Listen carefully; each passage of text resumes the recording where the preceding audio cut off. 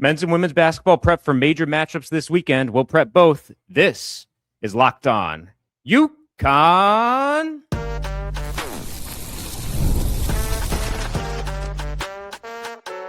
You are Locked On UConn, your daily podcast on the UConn Huskies. Part of the Locked On Podcast Network, your team every day.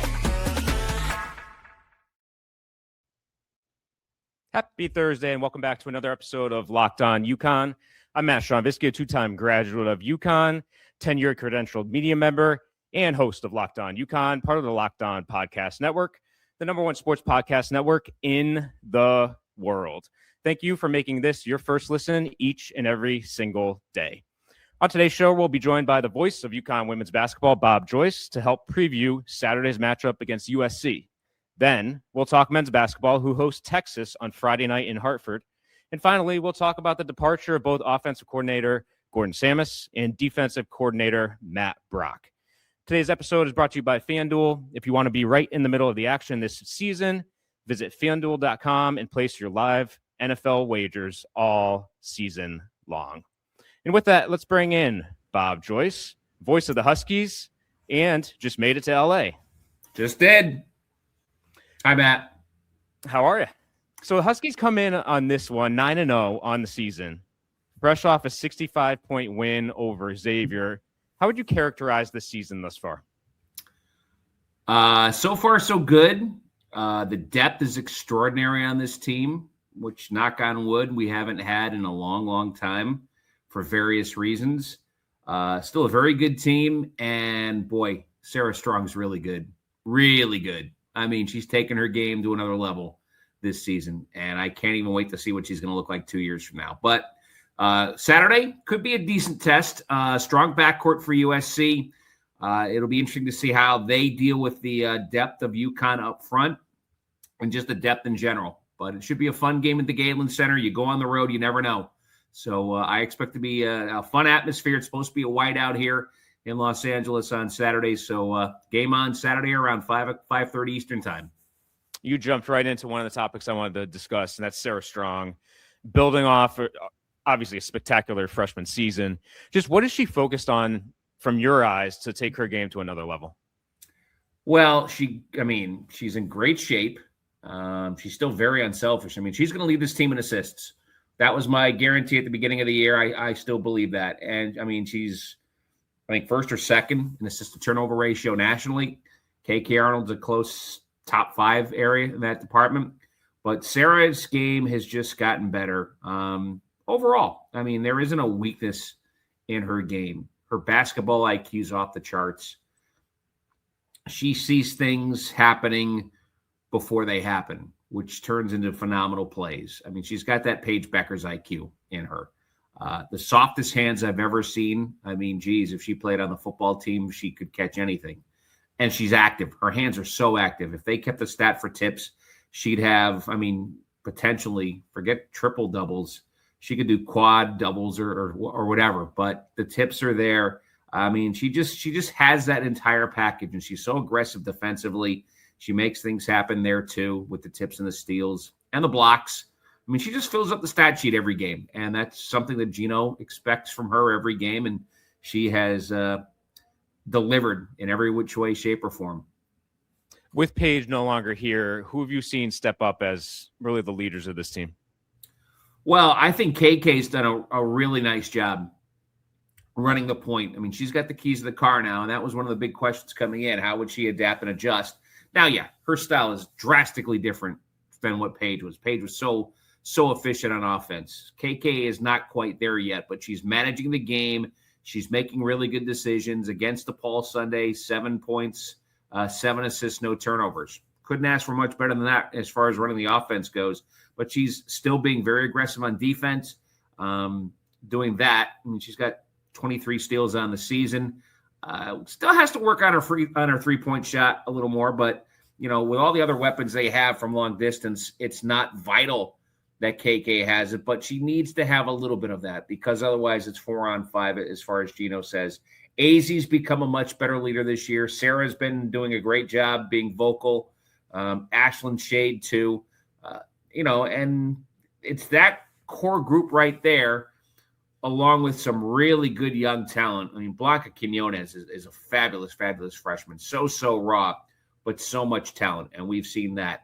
So everybody's done their part so far. And, the emergence of Ali Zabel as a nice threat off the bench. I mean, a lot of teams would kill to have UConn's second five on their roster as opposed to their starting five. And that's how deep they are. But it's been everybody doing their little parts here and there that's made this a fun watch so far this season, Matt. Yeah, you've echoed a lot the depth on this team. Does it remind you of some of the teams of years past, as opposed to last year, really Paige being a focal point, not knowing what you have with the young? Oh, probably the most depth that they've had since probably the Stewie years. 13, it was a deep team. Stewie was a freshman, but 13 and 14, they had Steph and Bria. Heck, you had Kia Stokes coming off the bench. I mean, the 16 team had Nafisa Collier and Katie Lou Samuelson and Gabby Williams coming off the bench. So those are the teams that I think of that had a lot of depth. A few years with, I'm trying to think, did Fee and Lou have depth in 18 and 19? I don't think they were that deep. So you probably have to go back a decade to find a team at UConn that was this deep with all the weaponry that they have. We talked about the 65-point win this past weekend. Another big story that day was Sue Bird's number 10 going up to the rafters. Just let's start with Gino's perspective on that. Just what did he have? Could you tell a lot of fond memories having Sue back? Yeah, I mean, Gino even said, and this is something he's never said to Sue, maybe the greatest point guard ever, either men's or women's basketball, given her resume between the WNBA championships, the national championships, national player of the year, the gold medals, 5 of them on the Olympic team, and then the numerous championships she won abroad with Diana Taurasi. I mean, it's hard to top. I mean, think about the team she played on at UConn, arguably the greatest starting 5 ever, with those 4 seniors and Diana Taurasi. I mean, that's hard to top. And just the professionalism and the leadership qualities that she had, not only at UConn, but throughout her professional and Olympic career, just extraordinary. And to see her up on the rafters, I mean, just get used to this, Matt. I mean, this is going to continue for a while. I mean, DT's not too far behind. Of course, Maya's going to join that list sooner than later, whenever they decide on a date to have that done. But just think of all the great players that they've had. And when Sue played, it was arguably the best recruiting class they ever had at the time. Mm-hmm. When they brought in 5, but only 4 graduated. Kirsten Walters had knee issues, and I think she transferred. But what Sue did, the players that she had around her, the talent she had around her, and the ability to manage that and make sure everybody's happy and getting them the ball is just fabulous. And, of course, we all know about Sue Bird at the buzzer against Notre Dame in 2001, but she's right up there among all the all-time great point guards, men or women's basketball, and her leadership is second to none. Yeah, and I heard Gino talking. She was one of 3 Olympians in that recruiting class, which is just crazy to think about the amount of talent he brought in. And they're all going to be on the wall. Exactly. Yeah.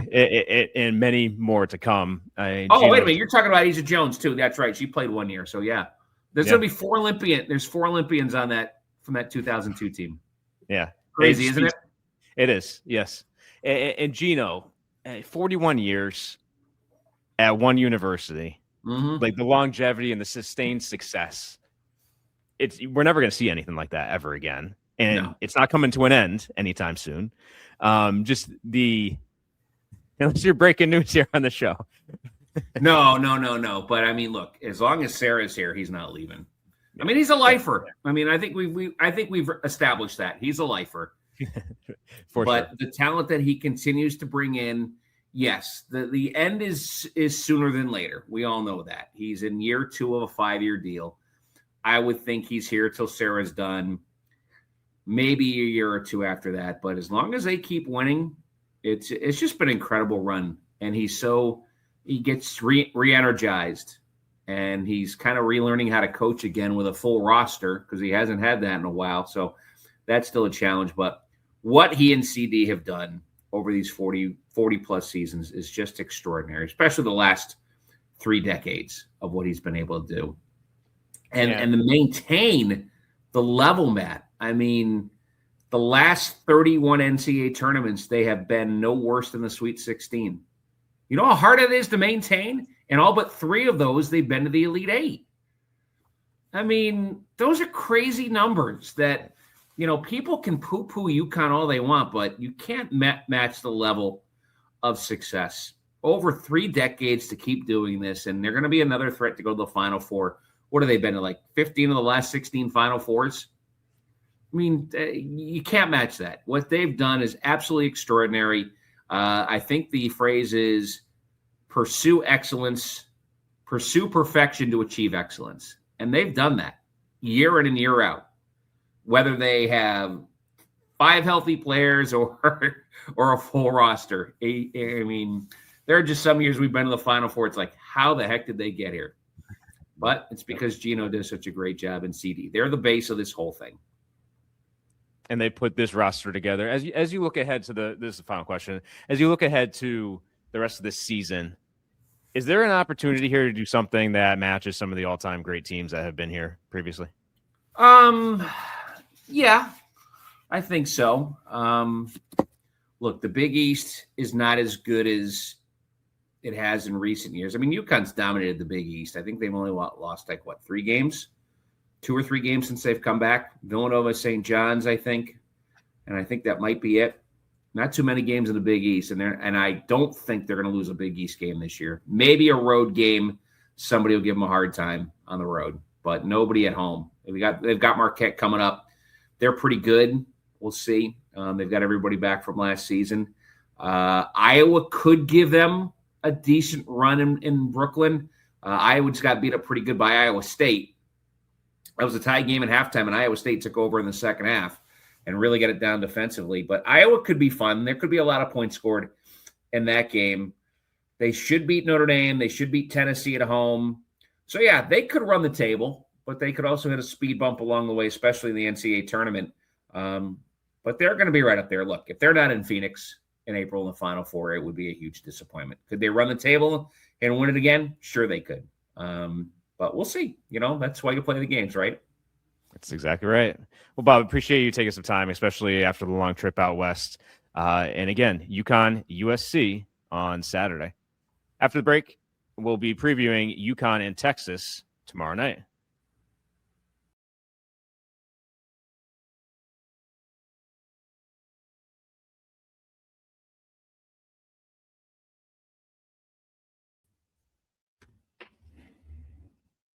The holidays are officially here, which means gift hunting season is on. And if you want something meaningful, personal, and guaranteed to get a reaction, Aura Frames is the gift that delivers every time. It's not just something you wrap, it's a way to share memories. Because Aura isn't your average picture frame. You can preload the frame with photos before gifting it, so when they plug it in, the memories are already there. No apps to figure out, no setup headaches, just instant smiles. Packaging comes gift ready, no price tag, no wrapping needed. It's a huge win. It's a holiday gift that actually gets used, not forgotten in a drawer. For a limited time, save on the perfect gift by visiting auraframes.com to get $35 off Aura's best-selling Carver Mat frames, named #1 by Wirecutter, by using promo code COLLEGE at checkout. That's auraframes.com, promo code COLLEGE. This deal is exclusive to listeners, and frames sell out fast, so order yours now to get it in time for the holidays. Support the show by mentioning us at checkout. Terms and conditions apply.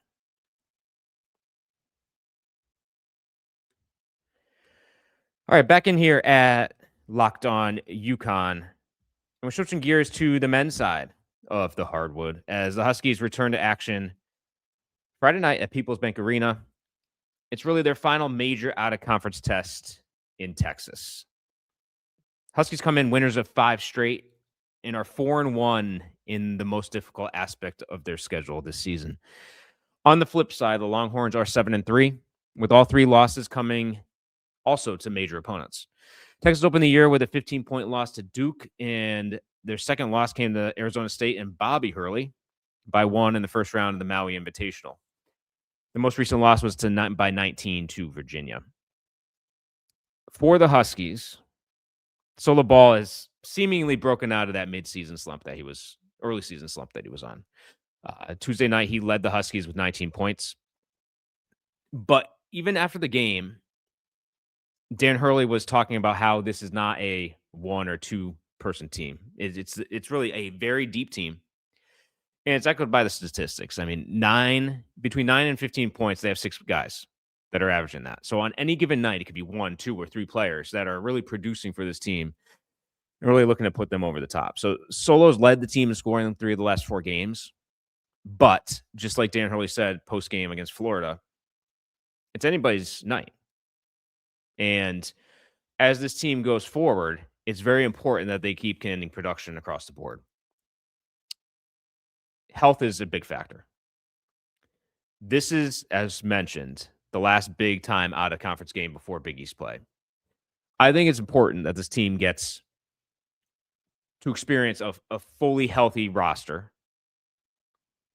from start to finish. Now, Terrace Reed came back. Yes, he was a little rusty. He came out of the gate 4 points right out. But he wasn't himself. He's still getting adjusted to being back on the floor. So I think this is a good opportunity, especially off a short turnaround. Huskies were in New York on Tuesday. Here we are Friday night. I think it's important that this team gets to start building some consistency, start to build a rotation, and start to figure out who to plug in where and how this team really truly works together. Because, yes, they do have 6 players averaging between those 9 and 15 points. Some of that is out of necessity, with Reed being down, Braylon Mullins being down earlier on this season as well. So that's just some things to touch on here right off the jump. As far as this game goes, some of the keys I'm looking for: limiting fouls. As I mentioned, I want to see it start to finish team fully healthy. And against Florida, you had Silas Demery getting in foul trouble in the first half. Obviously, Braylon Mullins fouling out. Didn't have a great first half either, but really stepped it up in that second half. But start to finish, let's limit those fouls. Let's see how this team really truly works together at full strength, because that's going to be absolutely a necessity as we enter a Big East play. Key number 2, rebounding. Post-game, Hurley definitely talked about this. Defense has taken a significant step forward. We'll get there. Rebounding is a work in progress. Texas is another team that can come in and rebound the basketball. They're top 20. They're number 20 in the nation in boards. Florida was number 2. And we saw what happened in that first half. 11-3 on the offensive rebounds.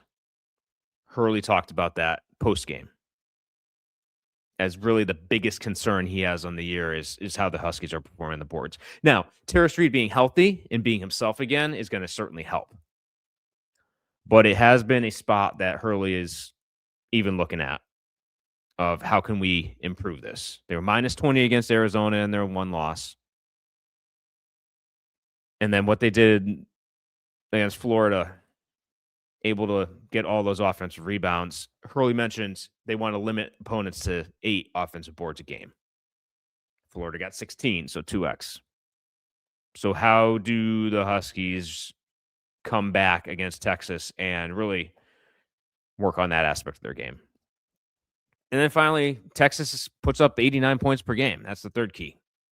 So defense, which has been a huge strong point for the Huskies this year.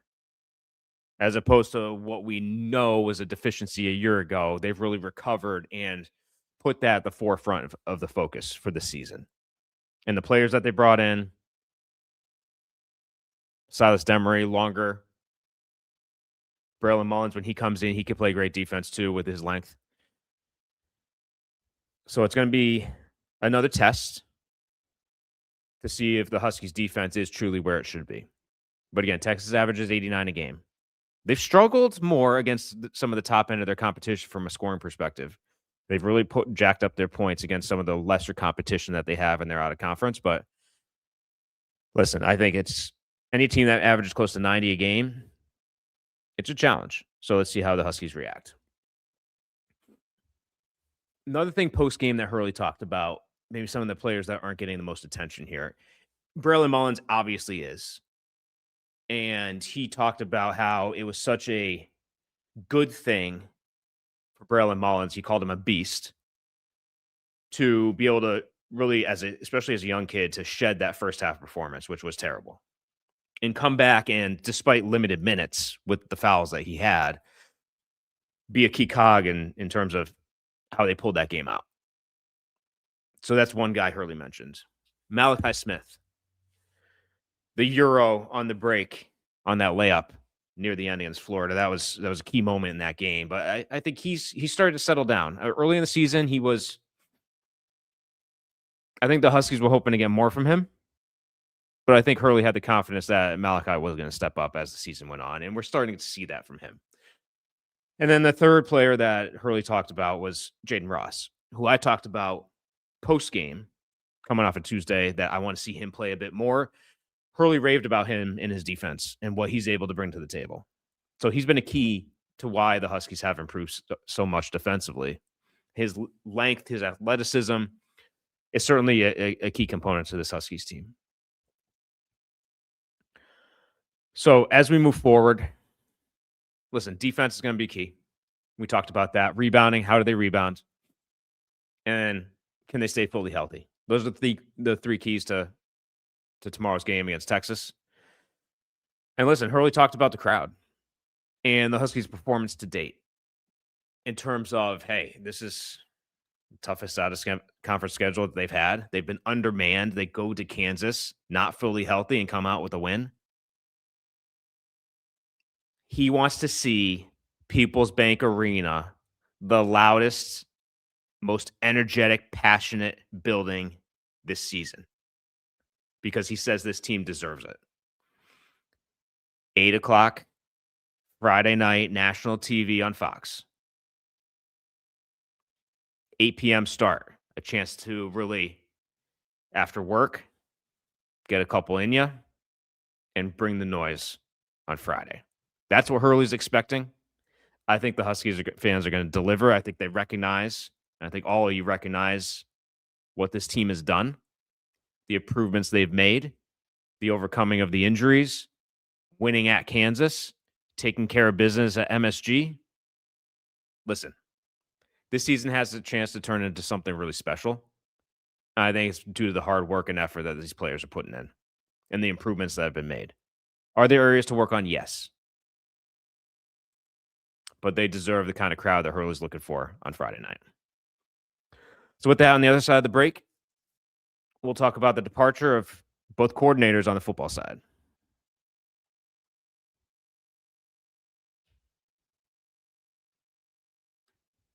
NFL Sundays move fast. One big play and suddenly everything feels different. That's what makes live betting with FanDuel so exciting. You're not just watching the game, you're reacting to it in real time. With FanDuel, you can place bets as the action unfolds, every drive, every momentum swing, every highlight moment. Live betting is best when the game starts to shift, receiver gets hot, a defense tightens up, or the momentum flips after a turnover. FanDuel lets you jump into the moment. Player props update as guys heat up, and you can bet next touchdown scores, drive results, totals, and more. Keeps you locked into every snap, every drive, every possibility. So if you want to be right in the middle of the action this season, visit FanDuel.com and place your NFL live bets all season long. FanDuel, the game moves fast, and so can you. Back here for the final segment of Locked On UConn, we're starting to see some of the shakeout with Jason Candle being named head football coach. So Matt Brock earlier this week went back to where he came from at Mississippi State in the SEC, named co-defensive coordinator. On the offensive side, Gordon Sammis, who, listen, when I first started the show, and on social media, you guys know that I was, hey, don't be afraid to hire from within. And who would that coach have been? It would have been Gordon Sammis. So you guys know how I feel about Coach Sammis and what he's done for this program and what he's done for this offense, and to put them in the position to have somebody that was, listen, in the conversation of being somebody that could potentially be in New York for the Heisman Trophy ceremony. I'm not saying he would have won it by any stretch due to various circumstances, but just to be in the discussion, I think that speaks to the job that Gordon Sammis did. And then you have the effort that Skylar Bell was able to do at receiver, best receiver in the nation, to go along with the running game with what you got from Cam Edwards and the rest of the group.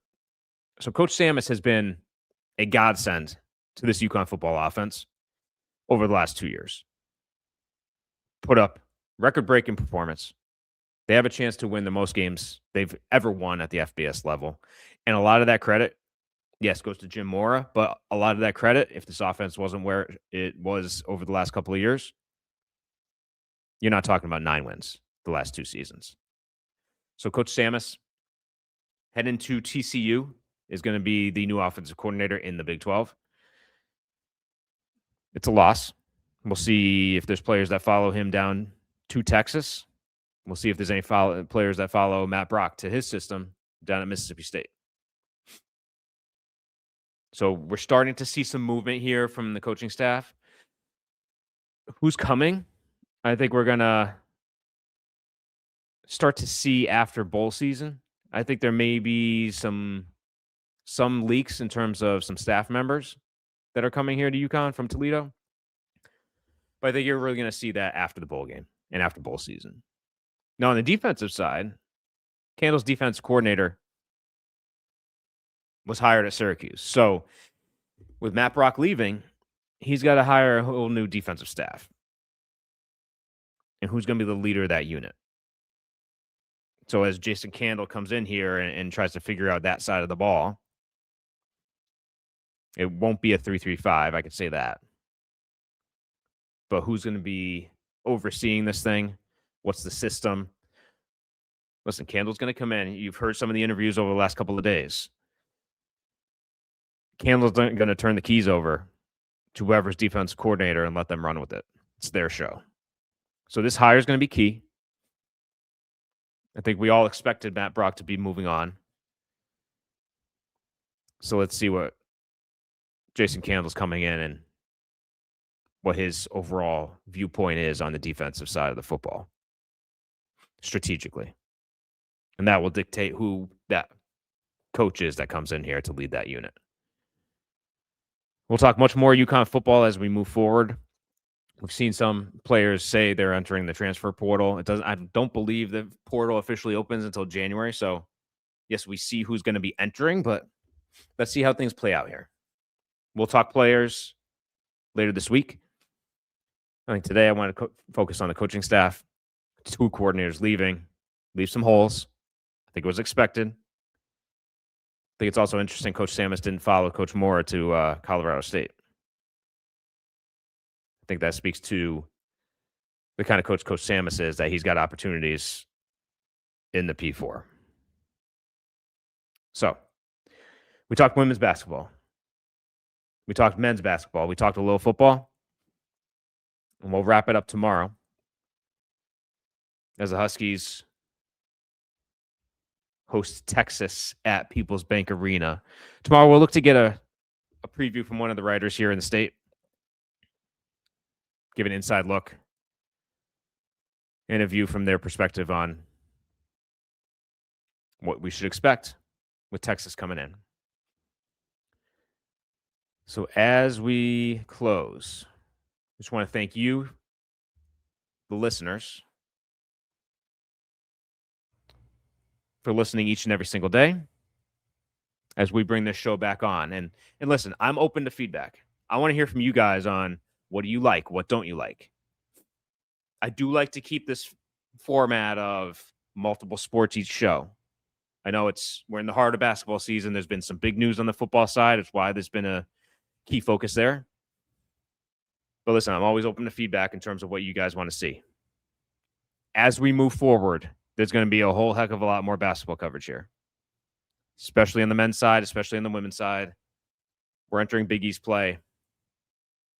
It's going to be a huge year here, potentially, for both programs. So that's what you can look forward to here in the coming days, in the coming weeks.